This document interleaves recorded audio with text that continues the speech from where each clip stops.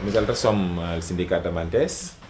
L'objectiu d'aquesta associació és crear projectes socials per poder ajudar els companys manters i companyes que també estan en situació irregulars, la majoria.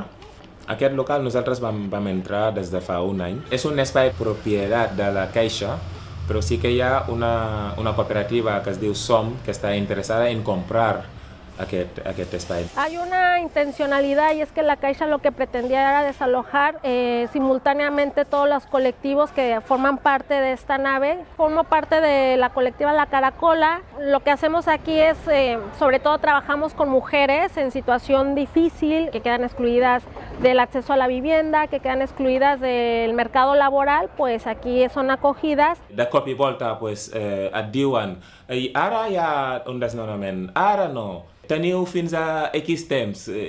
Això per nosaltres no és respectar-nos. I per això estem exigint a l'Ajuntament que si la Caixa està insistint per vendre aquest espai, doncs que sigui l'Ajuntament qui l'hagi de comprar per evitar la especulació immobiliària. El desalojo se inicia desde el 14 de noviembre. Pues nos organizamos y pues decimos que primero que la Caixa se venga y se siente a negociar con nosotras. Hemos sufrido mucho, desde el sábado estamos sufriendo esto y nos enteramos de que nos echaban a la calle. Uy, yo lo veía muy mal, yo estaba muy mal, muy preocupada. No sabemos dónde ir, porque si estamos aquí porque no tenemos otro lugar.